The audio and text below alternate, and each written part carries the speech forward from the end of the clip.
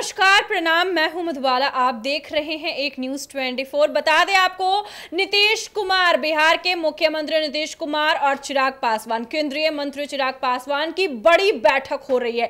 वहीं पर अब काफी खुलासे हो रहे हैं। बता दें आपको कि जिस तरीके से शक्ति प्रदर्शन भी हो रहा है, क्या होता है आगे आपको वहीं पर बता दें। एक बहुत बड़ी खबर निकलकर सामने आ रही है। क्या जदयू में आरसीपी सिंह की वापसी होगी? क्या कुछ खुलासे सामने आ रहे हैं, आपके साथ साझा करने जा रहे हैं। हमारे साथ दो सहयोगी हैं, विकास और प्रिया। तो चलिए सबसे पहले विकास की तरफ चलते हैं और जानते हैं कि आखिर ये आरसीपी सिंह कौन है, जदयू में कब आएंगे, क्या फैसला होने जा रहा है, क्या कुछ खुलासे नजर आ रहे हैं। विकास से पूछते हैं। विकास, आरसीपी सिंह की जिक्र हो रही है कि जदयू में वो आ रहे हैं और वहीं पर देखिए कि बड़ी बैठक चिराग पासवान और नीतीश कुमार की हो रही है। क्या लगता है आपको? देखिए, नीतीश कुमार और चिराग पासवान को बैठक करने का जरूरत क्यों पड़ गया, ये पहले जानना जरूरी है। हम आपको बता दें कि इस वक्त बिहार की जो स्थिति बनी हुई है, एनडीए के साथ इस वक्त नीतीश कुमार चल रहे हैं, सरकार उनकी चल रही है। लेकिन इसी में एनडीए के ही बड़े कद्दावर नेता ने जैसे ही बयान दर्ज किया कि अब हमें नीतीश कुमार की जरूरत नहीं है, हम अकेले अपने दम पर सरकार चलाएंगे और 2025 में सरकार बनाएंगे भी। उसके बाद एनडीए में जो भगदड़ मची, वो भगदड़ का कारण दो बैठक हो रही है। एक तरफ चिराग पासवान, कौन नहीं जानता उनको, लोकसभा चुनाव से पहले भी उन्होंने जिस तरीके से शक्ति प्रदर्शन किया था, वो शक्ति प्रदर्शन और आज एक बार फिर शक्ति प्रदर्शन उस समय जब चिराग पासवान को लेकर ये डिमांड उठ रहा है कि बिहार के सीएम कैसे हो, चिराग पासवान के जैसे हो। लेकिन उसी बीच में अब नीतीश कुमार, सम्राट चौधरी का कल मुलाकात होता है। जैसे ही नीतीश कुमार की नाराजगी सामने आती है, नीतीश कुमार जैसे ही बैठक बुला लेते हैं, सम्राट चौधरी दौरे दौरे पहुंचते हैं नीतीश कुमार के पास, समझाते हैं उन्हें कि ऐसा कुछ होने वाला नहीं है। लेकिन नीतीश कुमार इतने आसानी से मानने वाले नहीं है। नीतीश कुमार तुरंत दिल्ली के लिए रवाना हो जाते हैं और दिल्ली में इस वक्त बड़ी बैठक चल रही है, उनकी जो पूरी टीम की बैठक चल रही है। और अब जो खबरें निकलकर सामने आ रही है, उसमें ये खबर है कि क्या आरसीपी सिंह जैसे नीतीश कुमार के क्लोज रहे थे, आरसीपी सिंह और नीतीश कुमार का रिश्ता कौन नहीं जानता है। जो आरसीपी सिंह कहते थे वो नीतीश कुमार करते थे। लेकिन दोनों के बीच में जो दूरियां बढ़ी, उसके बाद नीतीश कुमार सीधा सीधा कसम खा लेते हैं कि अब आरसीपी सिंह की जो चुनावी करियर है, जो राजनीतिक करियर है, उसे खत्म कर देना है। और आरसीपी सिंह अब बीजेपी ज्वाइनिंग कर लेते हैं। लेकिन ज्वाइनिंग तो कर लेते हैं, लेकिन बीजेपी क्या उन्हें नीतीश कुमार के इतने आसानी से बीजेपी में फल फूलने देंगे? आरसीपी सिंह को अब कहाँ है आरसीपी सिंह, कोई नहीं जानता कि आरसीपी सिंह कहाँ है। बीजेपी के नेता तो माने जाते हैं, लेकिन इस वक्त पूरी तरीके से गायब है। अब वो आरसीपी सिंह क्या नीतीश कुमार का दामन एक बार फिर से थाम सकते हैं? जो खबरें निकलकर सामने आ रही है, तो हम इसका भी खुलासा करेंगे कि आरसीपी सिंह आ रहे हैं, नहीं आ रहे हैं, लेकिन होने वाला है। बिल्कुल क्या फैसला होगा। लेकिन अहम आज बैठक है। बैठक में नीतीश कुमार किन किन मुद्दों पर मोहर लगाएंगे और उनका मोहर फाइनल होगा कि सरकार बिहार की बचती है, गिरती है, चाचा भतीजा की सरकार बनेगी। लेकिन चिराग पासवान शक्ति प्रदर्शन पटना में कर रहे हैं, सुबह सुबह पटना पहुंच गए अपनी मां और अपने 5 सांसदों को लेकर। तो आपको याद होगा कि उस समय भी चिराग पासवान अकेले थे जब उन्होंने बिहार में शक्ति प्रदर्शन किया था, इसी पटना में। और जहां पर आज वो शक्ति प्रदर्शन कर रहे हैं, वहीं पर लोकसभा चुनाव से ठीक कुछ दिनों पहले शक्ति प्रदर्शन किए थे। अब 5 के 5 सीट अपने झोली में ले लिए थे और उसके बाद अब 5 सांसदों के साथ उसी हॉल में शक्ति प्रदर्शन कर रहे हैं। यानी कि वो दमखम दिखा रहे हैं कि बिहार की जो जनता भरोसा कर रही है चिराग पासवान का सीएम फेस को, उस फेस का, यानी कि ये सीधा सीधा 2025 का शक्ति प्रदर्शन है। इसको इतना आसान मत मानिए। 2025 के लिए चिराग पासवान आज से ही पटना में तैयारी शुरुआत कर दिए हैं 5 सांसदों को लेकर। और ये शक्ति प्रदर्शन और उधर नीतीश कुमार की शक्ति प्रदर्शन जब आपस में टकराएगी, तो ये भूचाल आएगा। और इस भूचाल का कहीं फायदा नीतीश कुमार और न उठा ले जाए, ऐसा तो हो नहीं सकता। क्योंकि नीतीश कुमार इस टकराव का फायदा कैसे उठाएंगे? जब वो भतीजे के साथ चले जाएंगे, बिल्कुल पलटी मार देंगे क्योंकि नीतीश कुमार पर जब खतरा मंडराता है तब तक नीतीश कुमार पलटी मारते हैं। तो इसका सीधा फायदा अगर ऐसा कुछ होता है सरकार में तो महागठबंधन उठाएगी एक बार फिर से। अगर फायदा होगा तो महागठबंधन उठाएगी। लेकिन आरसीपी सिंह का पर खुलासा हम करेंगे, थोड़ी देर में करेंगे कि आरसीपी सिंह का क्या कुछ होने वाला है। लेकिन अब इतना सब कुछ बात हो गया, लेकिन चिराग पासवान जो आज शक्ति प्रदर्शन कर रहे हैं, मैडम क्या कुछ जानकारी निकल के आ रहा है? बिल्कुल प्रिया, क्या लगता है जिस तरीके से आज चिराग पासवान पटना पहुंचते हैं और वो भी शक्ति प्रदर्शन करने के लिए लगे हुए हैं और वहाँ पे भीड़ आप देख सकती हैं, क्या लगता है आपको? देखिए, जिस तरह से चिराग पासवान चुनावी दौर में भी पटना आए थे, जिस तरह से उन्हें छोटे व्यवसायी से या फिर लोगों से जिस तरह से मिले थे और अपने प्रेम को व्यतीत किए थे, लोगों के विकास की बात किए थे, बिहार फर्स्ट, बिहारी फर्स्ट का एक योगदान भी उन्होंने अपने मुंह से निकाला था, वो काफी अच्छा था। इसी बीच उन्होंने ये इस बार कह दिया कि जो बिहार है वो कृषि प्रधान राज्य है, यानी वो किसानों की भलाइयों के लिए भी सोच रहे। उन्होंने कहा कि मैं जिस तरह से यूनिट पे काम करूंगा, जिस तरह से किसानों के लिए नई चीजें लाऊंगा, इससे क्या होगा कि किसानों की आमदनी में बढ़ोतरी होगी। और जो किसान का मुद्दा उठता है, चाहे हरियाणा हो, चंडीगढ़ हो, पंजाब हो, जिस तरह से आए दिन काफी हड़कंप मची हुई थी, किसान लोग रोड पर उतर गए थे, दंगा चला रहे थे, इस चीज को वो बिहार में नहीं आने देना चाहते हैं। ये बहुत बड़ी बात है मधुबाला, आपको बता दूं कि बिहार में वो इस तरह की हड़कंप को रोकना चाहते हैं, जिसके लिए पहले उन्होंने किसानों के ऊपर बात की। जिस तरह से उन्होंने कहा कि हमारे प्रधानमंत्री ने मुझे जो जिम्मेवारी दी है, खाद्य प्रसंस्करण विभाग दिया है, मैं उसमें ऐसी कई चीजें करूंगा जो कि बिहार के लिए काफी अच्छा होगा। वहीं पेपर लीक मामले पे भी उन्होंने कहा कि ऐसे कई नाम सामने आ रहे हैं, तो इस चीज की पूरी अच्छे से कार्रवाई होगी और जो भी इसके पीछे होगा उसको दंड दिया जाएगा। वहीं अगर मैं बात करूं, जिस तरह से इन्होंने आरसीपी सिंह का बात किया, नीतीश कुमार की बात की, तो नीतीश कुमार को अपने कुर्सी से तो बहुत प्रेम है, ये हर कोई जानता है। और ऐसा पहली बार नहीं है, ऐसी पहली बार नहीं है कि नीतीश कुमार किसी से अनबन कर रहे हैं या खटपट्टी हो रही है उनको इस चीज को लेकर। पहले भी बात की जाए तो जीतन राम मांझी से भी उनका काफी अच्छा लगाव था। बिल्कुल, उन्होंने खुद जीतन राम मांझी को अपनी कुर्सी पे बैठाया था, लेकिन कुछ सालों के बाद ही उनमें ऐसी खनबन हो गई कि वो तुरंत हट गए। आपकी बात की तो बिहार की जो कुर्सी है सीएम पद की, 18 साल से तो मुख्यमंत्री नीतीश कुमार ही संभाल रहे हैं, तो इस बार छोड़ने में काफी उन्हें दिक्कत का सामना तो करना ही पड़ेगा, क्योंकि इस बार उनके सामने वो कुर्सी छोड़ेंगे। जी बिल्कुल, लेकिन इस बार उनके सामने एक युवा चेहरा है, चिराग पासवान है। जिस तरह से लोगों का उनके साथ है, चिराग पासवान आए दिन चिराग पासवान के नारे लग रहे हैं, जिस तरह से सोशल मीडिया पे भी चर्चा है, पसंद भी किया जा रहा है। हाँ बिल्कुल। वहीं आरसीपी की बात की जाती है तो जिस तरह से आरसीपी सिंह को 2022 में निष्कासित कर दिया गया था जेडीयू से, लेकिन वही 2023 में उन्होंने बीजेपी ज्वाइन कर लिया। लेकिन इससे पहले बता दे मधुबाला कि आरसीपी सिंह और ये सीएम नीतीश का जोड़ी काफी अच्छा था, दोनों के बीच में अच्छी थी। लेकिन बीच में फिर नीतीश कुमार को पता नहीं क्या लगा, उन्हें लगा कि कहीं ये बीजेपी ज्वाइन कर ले, हमारी पार्टी की बुराइयां करना शुरू कर दिए, इसकी वजह से दोनों में अनबन शुरू हो गई थी। वही सेम चीज ललन सिंह के साथ भी हुआ था, उनको भी लगा कि अब ललन सिंह भी मेरी पार्टी की बुराइयां मतलब पूरे खुलेआम कर रहे हैं। तो ये चीज होती रहती है। सीएम नीतीश जो है बहुत जल्दी किसी बात को बुरा मान लेते हैं, लेकिन अब देखना ये है कि क्या फिर से आरसीपी सिंह और नीतीश कुमार की जोड़ी बनती है या नहीं बनती है। बिल्कुल बिल्कुल। विकास, आरसीपी सिंह की जिक्र चल रही है, क्या लगता है जदयू में हल्ला है कि जदयू में शामिल होने वाले? अब हम उसी मुद्दे पर आते हैं। देखिए, नीतीश कुमार के बारे में एक कहावत कही जाती है कि ऐसा कोई सगा नहीं जिसे नीतीश कुमार ने ठगा नहीं। नीतीश कुमार ऐसे इंसान है कि अगर उन्हें सबसे ज़्यादा अगर किसी पे भरोसा है तो नीतीश कुमार सबसे पहले उसी को कोई बड़ा पद देते हैं, उसके बाद उसे साइड कर देते हैं। आपको ऐसे कई उदाहरण देखने को मिल जाएगा। आरसीपी सिंह एक उदाहरण है। अभी ललन सिंह का बात आया तो ललन सिंह की खास नीतीश कुमार के थे, काफी अच्छी दोस्ती थी, जब उनकी भूजा पार्टी उनकी डेली होती थी नीतीश कुमार की, शाम को उसमें ललन सिंह बैठा करते थे, शामिल रहते थे। उसके बाद अगर हम बात कर ले अभी अशोक चौधरी, उनकी भी दोस्ती काफी ज्यादा थी, लेकिन अब दूर हो गए हैं। वैसे ही अगर अब हम बात कर ले तो एक और इसमें नया करीब नीतीश कुमार लाते उतने ही दूर भी कर बिल्कुल देते हैं। विकास, आप प्रशांत किशोर को तो भूल ही रहे हैं। याद होगा कि प्रशांत किशोर जिस तरह से बिहार में रणनीति तैयार किए थे और उस टाइम बिहार के सीएम फिर से बन गए थे नीतीश कुमार, तो उस टाइम उनका जो प्रशांत किशोर के साथ काफी अच्छा व्यवहार हो गया था, लेकिन बाद में फिर वही अनबन हो गई थी उनसे। बिल्कुल। तो देखिए अब इसमें एक और नया नाम निकलकर सामने आ रहा है। नया नाम किसका है? पूर्व आईपीएस अधिकारी मनीष वर्मा। अब ये मनीष वर्मा है कौन? मनीष वर्मा के बारे में इधर 2-3 दिन से काफ़ी ज़्यादा जिक्र हो रहा है। मनीष वर्मा चर्चाएं हो रही है।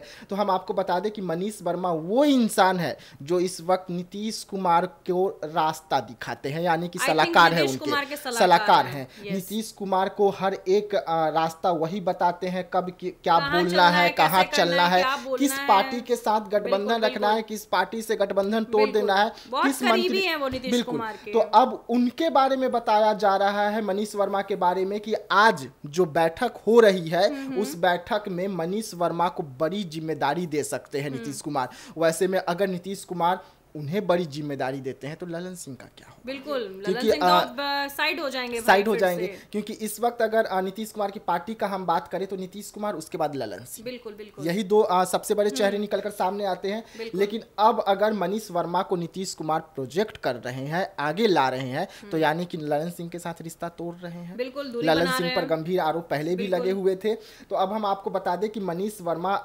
जदयू में पावर केंद्र बनने जा रहे हैं। मनीष वर्मा को पावर सारा दिया जाएगा जदयू को चलाने के लिए, यानी कि सीधा नीतीश कुमार के बाद अगर नीतीश कुमार की पार्टी के कोई उत्तराधिकारी होंगे तो वो मनीष वर्मा को माने जाएंगे, यानी कि सीधा मनीष वर्मा को कार्यकारिणी अध्यक्ष बनाया जाएगा। यानी कि कार्यकारिणी अध्यक्ष का आप मतलब समझ जाइए कि नीतीश कुमार के बाद जो भी भागदौड़ होगी उनकी पार्टी की वो सीधा मनीष वर्मा होंगे। मनीष वर्मा उत्तराधिकारी के रूप में अगर आ रहे हैं तो इतना आसानी से आरसीपी सिंह कैसे आ जाएंगे? यानी कि आरसीपी सिंह का जो ये हल्ला उठा है ये सिर्फ अफवाह ही रहेगा। आरसीपी सिंह समझ रहे हैं कि अगर नीतीश कुमार के साथ जो मेरी खटास है वो खटास इतनी आसानी से मिटने वाली नहीं है, और अगर खटास हो चुकी है, और अगर मिटने की कोशिश भी अगर थोड़ा सा कहीं से नजर आ रहा है, कोई रास्ता, कोई दरवाजा या कोई खिड़की अगर खुला हुआ है तो वो खिड़की तो मनीष वर्मा बंद कर देंगे, वो दरवाजा मनीष वर्मा बंद कर देंगे। क्योंकि कोई नेता ये नहीं, सबसे करीबी अभी अगर कोई है नीतीश कुमार के तो मनीष वर्मा है। और कोई नेता ये नहीं चाहता कि अगर मेरा कद बढ़ रहा है तो मैं किसी और को पार्टी में घुसने दूं कि उसका कद बढ़ जाए और मेरा बढ़ता हुआ कद रुक जाए, मैं कैसे पीछे हट जाऊं उस कुर्सी से। तो देखिए अब जो निकलकर सामने आएगी कि यही वहां पे जो बैठक हो रही है, नीतीश कुमार सीधा इस बैठक में ये प्लानिंग करेंगे कि 2025 में हमें क्या रणनीति अपनाना है, भाग दौड़ किसे देनी है। तो मनीष वर्मा का सबसे अव्वल स्तर पर नाम चल रहा है, मनीष वर्मा को काफी नुकसान हो रहा है। विकास, जिस तरह से सूत्रों के हवाले ये भी मतलब अभी शोर हुआ है कि जो ललन सिंह है वो आरजेडी के साथ ज्यादा झुकाव दिखा रहे हैं या अपना प्रदर्शन करे, तो क्या ये बात सही है? यही तो कारण नहीं है कि नीतीश कुमार उनसे मन मुटाव कर रहे हैं? देखिए ललन सिंह का नजदीकियां पहले से लालू परिवार से रहा है। जब लालू परिवार के साथ नीतीश कुमार मिलकर सरकार चला रहे थे, यानी कि 17 महीना जो उनकी सरकार चली थी, उसमें जिस तरीके से ललन सिंह की नजदीकियां तेजस्वी यादव के साथ बढ़ती गई, लालू परिवार के साथ बढ़ती गई, और यही कारण रहा कि सबसे पहले अध्यक्ष पद से ललन सिंह को हटाया गया, क्योंकि ललन सिंह अध्यक्ष बने थे। ललन सिंह पर गंभीर आरोप भी लगे थे कि कोई होटल का नाम जिक्र हो रहा था, उसमें कई मंत्रियों का जिक्र हो रहा था कि वहां पे बैठक हो गया, सरकार बहुत जल्द गिरने वाली है, ललन सिंह इतने विधायकों को, इतने मंत्रियों को लेकर लालू परिवार के साथ चले जाएंगे, ललन सिंह लालू परिवार का पार्टी ज्वाइनिंग कर सकते हैं, और ये सब खटास बना ललन सिंह और नीतीश कुमार को दूर करने में। लेकिन आपको वो तस्वीर भी याद होगा जब ललन सिंह को अध्यक्ष पद से हटाया जा रहा था और दिल्ली में ही ये बैठक हो रही थी, उस वक्त इस बैठक में शामिल होने के लिए नीतीश कुमार और ललन सिंह एक ही गाड़ी में बैठकर जाते हैं। ये तस्वीर भी आती है निकलकर सामने। लेकिन ललन सिंह के साथ दूरी बढ़ चुका है, आरसीपी सिंह के साथ दूरी बढ़ चुका है, अब ये दूरी खत्म नहीं होने वाली। अब ललन सिंह की जो नजदीकियां हैं वो लालू परिवार से तो रही है, लेकिन अब साथ साथ में ललन सिंह केंद्र के मंत्री हैं। अब ये देखने वाली बात होगी। विकास, ये भी देखिए कि जो भी ऐसे बीच में आता है या अनदर पार्टी के साथ में चला जाता है तो नीतीश कुमार उनसे मन मुटाव कर लेते हैं। तो चिराग पासवान जिस तरह से बिहार में नए सीएम के लिए चुने जा रहे, तो कहीं ऐसा ना हो कि सीएम नीतीश के दुश्मन चिराग भी बन जाए। देखिए, चिराग पासवान सीएम नीतीश कुमार से अभी से दुश्मनी नहीं है, बहुत लंबी दुश्मनी दोनों में चली आ रही है। नीतीश कुमार का अगर चिराग पासवान ने पैर छुआ 2024 के चुनाव में तो वो सिर्फ मोदी के कहने पर। नीतीश कुमार के जो हैं वो एनडीए का हिस्सा थे और यही कारण रहा कि चिराग पासवान ने उनका पैर छुआ, जो खटास थी वो खत्म हुई। लेकिन अगर देखिए, मोदी के वजह से अगर चिराग पासवान की हम बात कर ले तो चिराग पासवान युवा है, युवा सोच के तहत नीतीश कुमार से जो उनकी खटास है वो भूल भी जाए तो इतने आसानी से नीतीश कुमार भूलने वाले नहीं है, क्योंकि नीतीश कुमार जो है वो सभी को पता है। नीतीश कुमार पुरानी दुश्मनी को कब किसके साथ कैसे निकाल ले ये सभी को पता है। तो इतनी आसानी से चिराग पासवान को तो सीएम बनने नहीं देंगे और न ही जदयू जो है इतनी आसानी से चिराग पासवान को सीएम बनने देगी। तेजस्वी यादव, अगर हम महागठबंधन की बात कर ले तो तेजस्वी यादव ने जब केंद्रीय मंत्री चिराग पासवान को बनाया गया था तो क्या कहा था कि बड़े तो चले थे 5 सांसद को लेकर कि हम 5 सांसद तो मिल गया, लेकिन उनके हाथ में केंद्र में क्या आया, झुनझुना थमा दिया गया। उस झुनझुना से ये हाजीपुर का क्या विकास करेंगे, अपने संसदीय क्षेत्र का क्या विकास करेंगे, और दमखम दिखा रहे हैं कि बिहार और देश का विकास करेंगे। लेकिन चिराग पासवान एक रास्ता अपनाए, उसी झुनझुना के तहत आज सब विकास का बातें कर रहे हैं। उन्होंने उनके विभाग को झुनझुना बोल दिया, लेकिन देख सकते कि उस विभाग के जरिए कितने कार्य सामने आएंगे। जिस तरह से उन्होंने सेलिंग प्रोडक्शन की बात की, यूनिट की बात की, प्रोसेसिंग यूनिट की बात की, उससे क्या होगा, एक तो हाईवे लाइन सबसे पहले खुलेगा, क्योंकि जब यही मार्केटिंग हो जाएगा तो लोग दुनिया, बाहर देश दुनिया में क्यों जाएंगे, वो तो यहीं आएंगे ना। ये शायद तेजस्वी यादव के दिमाग में गया नहीं बातें, जो कि चिराग पासवान अपने कामों से दिखा रहे हैं। तो वो सब बातें अगर आपके दिमाग में आए तो उसके लिए आपको पढ़ा लिखा होना है। बिल्कुल, आप पढ़े लिखे कितने हैं ये भी तो आप देखिए। चिराग पासवान कहाँ है, आप कहाँ है, ये भी तो पहले देखिए। तो सोच तो डिफरेंस निकल कर सामने आएगा ही, जमीन आसमान का फर्क रहेगा ही। अब हम बात कर लेते हैं चिराग पासवान की, जो इस वक्त बैठक हो रही है, जो चिराग पासवान कह रहे हैं कि ये तो अभिनंदन समारोह है, अभिनंदन के लिए हम सबको बुलाया गया है। इतनी अभिनंदन समारोह है तो आप पार्टी कार्यालय में भी कर सकते थे। आप पटना में एक इतना बड़ा हॉल को बुक करके अभिनंदन समारोह कर रहे हैं अपने 5 सांसदों को लेकर। बिहार की जनता, देश की जनता को सब कुछ समझ में आ रहा है कि ये 2025 की तैयारी चल रही है। आप आज एक गुरु मंत्र अपने कार्यकर्ताओं को देंगे और आपके जो कार्यकर्ता हैं जो हमेशा चुनावी मूड में रहते हैं, आप एक रिमोट का आज बटन दबाएंगे और वो अभी से ही चुनावी प्रचार में लग जाएंगे कि 2025 विकास की बात करें, नई नई चीजों की बात करें, वो तो एकदम जरिया दिखा रहे हैं कि वो 2025 की बात कर रहे हैं। तो हम वही कह रहे हैं कि आज चिराग पासवान गुरु मंत्र देंगे अपने कार्यकर्ताओं को और वो गुरु मंत्र कार्यकर्ता जो है वो लेकर अभी से ही चुनावी मैदान में उतर जाएंगे और 2025 की तैयारी करेंगे। सबसे बड़ी बात ये देखिए विकास, चिराग पासवान जो है किसी का सहारा नहीं ले रहे। जैसे कई चुनाव रणनीति में ऐसा होता है कि जैसे प्रशांत किशोर भूमिका बनाते हैं, कोई भूमिका बांधता है, लेकिन चिराग पासवान अपने जुबान से ही भूमिका बांध रहे हैं। ये बहुत अच्छा अंदाज उनका लगता है। जी, चिराग पासवान क्यों किसी का सहारा ले? आपको याद होगा जब चिराग पासवान की पार्टी टूटी थी, घर टूटा था, जब दिल्ली से चिराग पासवान पटना पहली बार आए थे तो सिर्फ 5 लोग आए थे।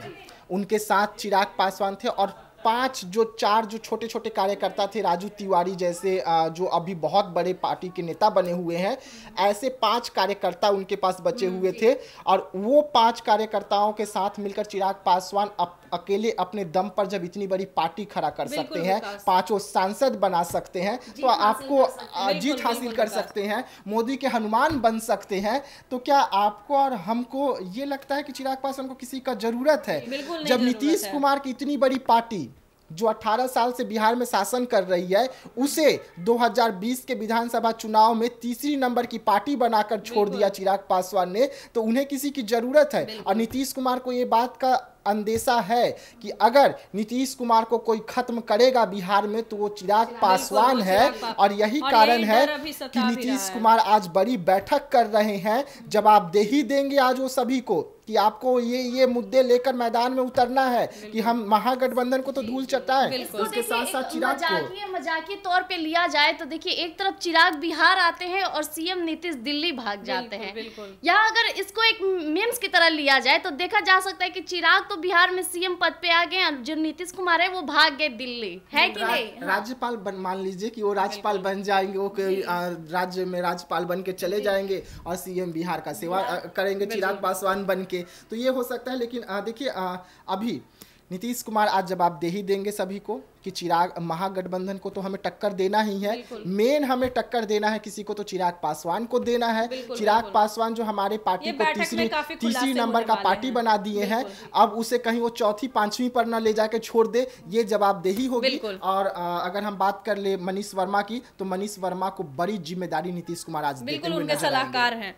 तो जैसा कि आपने सुना, नीतीश कुमार और चिराग पासवान बड़ी बैठक चल रही है। बता दें आपको, नीतीश कुमार और ललन सिंह की भी अब दूरियां बढ़ती हुई नजर आ रही हैं। जी हां, बता दें आपको, जिस तरीके से नीतीश कुमार अपने सलाहकार मनीष वर्मा को सब कुछ अपना सौंप दिया है, उसी बीच अब ललन सिंह काफी पीछे जा रहे हैं। अब क्या फैसला होने वाला है देखना दिलचस्प होगा। चिराग पासवान और नीतीश कुमार क्या फैसला लेने वाले ये तो देखना होगा। तब तक के लिए धन्यवाद।